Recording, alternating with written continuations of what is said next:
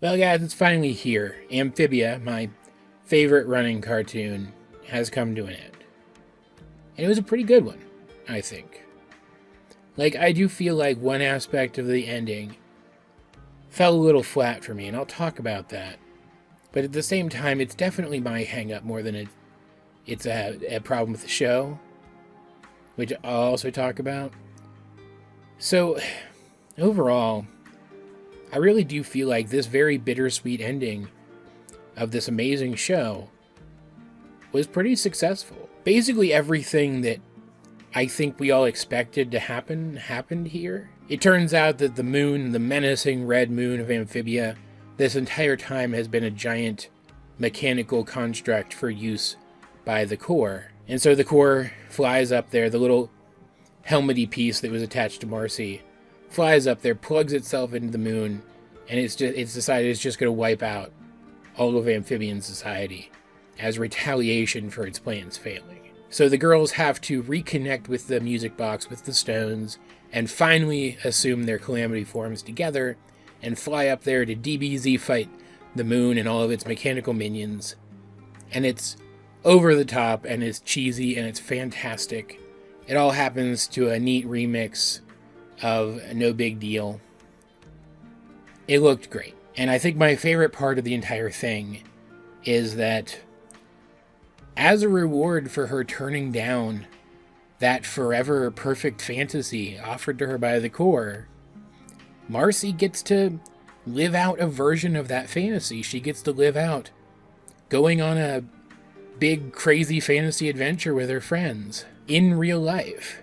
It didn't take exactly the form she thought it would. It was way more DBZ than it was J.R.R. Tolkien, but still. And then once they fight through the forces and the three of them are not strong enough to literally push a moon back into orbit themselves, because, I mean, of course they weren't. Calamity powered or not, they're still just three children. Andreas finally takes his final stand, and he crushes the crown that the core has been using to communicate with him and sends his robots up to help. But even that's not enough. So Anne, being the person who takes everything upon herself, because she's always looking out for others, takes on all three calamity powers at once and destroys the moon, which, let's not kid ourselves, that would cause its own problems, because artificial moon or not, it was still this planet's moon. And then she dies and meets God, who is her cat. And it's the most surreal thing I've ever seen, and I loved it.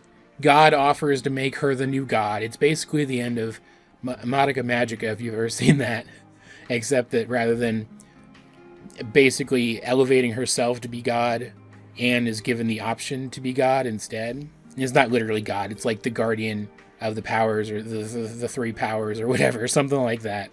But it doesn't matter, it's clearly a God analogy. And it was such a weird scene.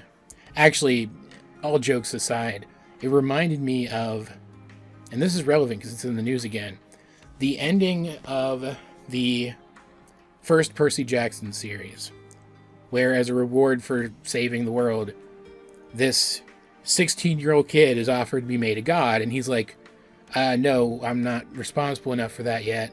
How about you guys just step up your own godliness and I can go back to my life for a while? And that's basically what happened here. But all of this, it destroys the stones, and they knew that this was a risk, leaving only splinters of them, which means there's only enough magic from the magic stones left to open the portal one more time to send the girls home.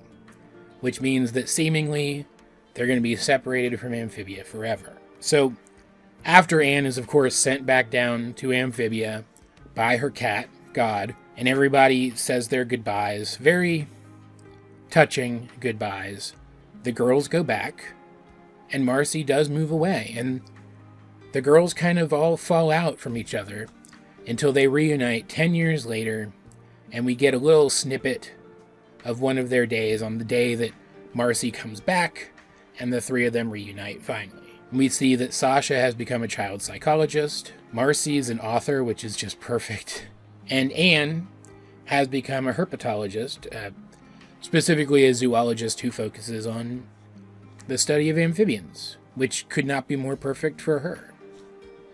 And it's beautiful, and the credits end with, after they have reunited and spent the day together, a shot of a new picture that the three of them have taken together to replace the old BFF picture. And that's not literally everything that happens here. We get to see little snippets of Amphibia, not 10 years later like with the girls, but a little later, a little after they've gone home. Sprig is older. Polly's older. She's not a tadpole anymore. And it's far away from the countless enemies I made when I was General Yunnan, Scourge of the Sand Wars, defeater of Ragnar the Wretched. I know, sweetheart. Yeah, okay, they are together. That's adorable. They made a statue for Anne, and Andreas is basically doing the Thanos thing, working the fields to atone for all the horrible things he's done. And it's left very ambiguous. The ending is left very ambiguous. None of the shipping stuff is resolved, first of all. And it's left open-ended regarding whether or not these characters will ever see each other again. The amphibian characters and the human characters. Because obviously there's the possibility for them to see each other again. Just because they needed the Calamity powers to open a portal last time, that doesn't mean that portal tech doesn't exist on Earth. They just needed a better way to power it. And you can't convince me that after 10 years they didn't come up with that, right? So I do think it's entirely reasonable, if you want headcanon, that these characters do get to reunite with their amphibian found family as well as with each other. And I also don't think it's entirely unreasonable if you want to headcanon that the girls end up with each other romantically in some combination. In fact, Matt Braley did an interview recently where he talked about, specifically regarding the shipping stuff, but I think it can apply to the other stuff too, that they left the ending open in such a way that there's hope for it to turn out however you personally feel like it should. And I think that's where my one hang up with the ending comes from. I do feel like the destruction of the stones comes off as a little cheap. I feel like the only reason that they needed the Disney death where Anne seems to die and is then able to communicate with God, the only reason that needed to happen in this episode is to explain why the stones, which seemingly have infinite power, can run out of power and then, by extension, be destroyed. Because that's what God wanted, because she's the one who gave the stones to mortals in the first place to see how they would handle having effectively infinite power. That is not because the stones were literally out of power, but because God decided that mortals didn't deserve them anymore, or didn't need them anymore, that they were destroyed. But framing it like the girls are going back home to Earth permanently, like they can never come back, that they're never going to see these people ever again, when clearly the tech for them to go back does exist. That's part of the show's lore. Like, it's never said out loud, oh, we won't be able to use the Earth tech to get back sometime in the future. Like, they never say the words, but it's framed as being very final. And that felt kind of cheap to me. It felt like they were just shooting for a tearjerker, right? Like, I've seen people talking about, and if this is what you want to take away from the show, that's fine, right? But I've seen people talking about how the theme of the show is that you have to let things go. And like, yeah, that's there. It's part of it. But it's part of the overarching theme that you need to be willing to accept change. That you shouldn't be so hung up on maintaining the way things are that you're unwilling to grow. And that's why the girls come back together after 10 years. They have grown into people who are no longer as codependent on each other. And so it makes sense now for them to reunite and start building a new life together, regardless of what form that takes. And so I think it would have been stronger thematically and fit more in with that theme if it was left open in the dialogue that they might be able to go back to Amphibia one day.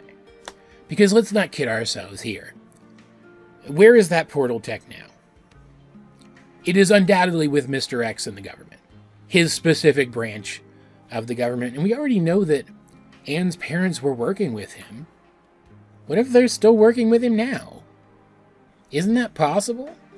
So why wouldn't Why isn't there a possibility for Anne to still have access to that tech? Right? And like straight up, I'm headcanoning that they do end up going back to Amphibia eventually for my own peace of mind. That's what I need to take away from this show in order to fully enjoy the ending. But if you need to take away that they move on and live their lives separately from this point forward, separate from the amphibian characters, that's fine too.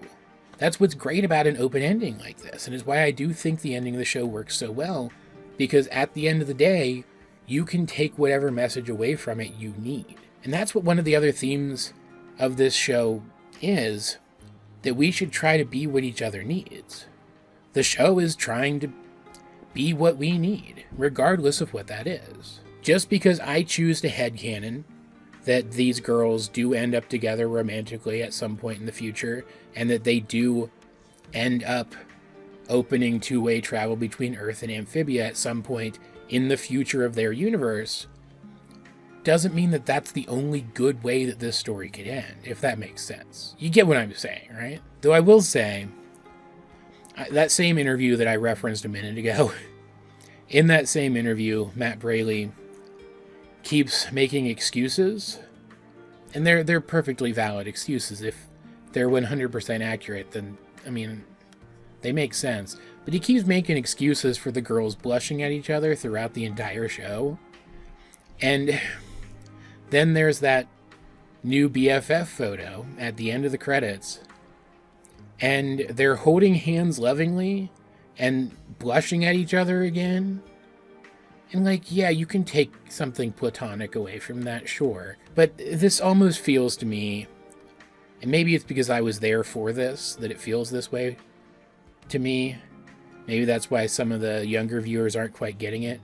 But it feels to me like some of the excusey stuff that they were doing back when Legend of Korra was still on the air, and they were setting up Korrasami. Because there was stuff in the show to suggest that romantic pairing. It's just they were never able to make it too overt, or else the show would have just been canned. And like, yeah, you can have two girls in a relationship in a cartoon now. Owl House is testament to that, even though it probably did contribute to the show getting shortened because Disney sucks. But like a poly relationship, that's something different, right? I could totally, like, let me put it this way. If 2 months from now, after the public eye is a little bit off the show because the finale is not so fresh in everybody's mind, if Matt came out and said, oh yeah, we were totally setting the girls up to be in a poly relationship the entire time, that's what that picture at the end was actually supposed to mean, I'd believe him. Like, we find out from a sticker on her rearview mirror that Sasha, at the very least, like, she's bi. She, at the very least, is attracted to girls. And he's been tweeting super hard about that. I'm just saying I wouldn't be surprised if that happened. But that's just a tangent I wanted to go on. I apologize. This finale is absolutely fantastic. It looks great. It sounds great.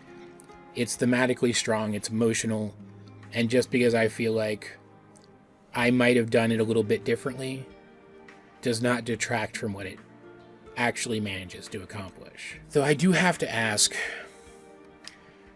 why did they have to destroy the moon? Why did Anne have to go like triple Super Saiyan and blow up the moon with a Kamehameha? Couldn't they have just found where the core helmet doodad was plugged into the rest of it and just squished him?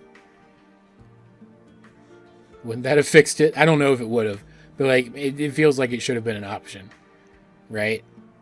Though I guess they didn't actually know that that's what was happening. They didn't actually know that that was a thing. So maybe they wouldn't have thought to look for it. I don't know. Just throwing out ideas. You know how I am. I will say, though, while the ending that the girls get makes it very unlikely that we're ever going to see like a proper sequel to this show where it focuses on them doing stuff in Amphibia again, I do think I'd like to see some continuation of this story around the new continent that Sprague and Ivy are apparently going to travel to and explore. One untouched by frog, newt, or toad. Like, I think that would be really cool. That really piqued my interest. Maybe we'll get some comics about that at some point in the future. I don't know, I'm just throwing out ways that this show could continue in whatever form, because I really don't want it to be over. In case you can't tell from how rambly this video has turned out, I don't want this to be over. And that's why, for me at least, it technically isn't, because I mentioned this last week, I think, too, in my review last week. I don't remember when exactly. I am going to go back and I'm going to talk about the Season 1 episodes, like, individually, one by one. It's the only season I haven't done that for. And looking back on the show, I definitely feel like it's worth it, if that makes sense. So there is still more Amphibia content on this channel to look forward to. I know I'm certainly looking forward to it, probably more than you guys are, which is totally fine. I'm really mostly doing it for me, after all. Regardless of all of my ramblings, what did you guys think of the Amphibia series finale, The Hardest Thing? If you have seen it, let's get a discussion going in the comment section down below. And while you're down there, you might as well like the video, share it with anyone else who you think would enjoy my content, subscribe if you haven't. You can also check out links to my various social medias, as well as the many ways you can help out the channel. Those will be in the video description. But either way, this has been AJ22, and as Sasha, Marcy, and Anne might say, I'll see you on the other side.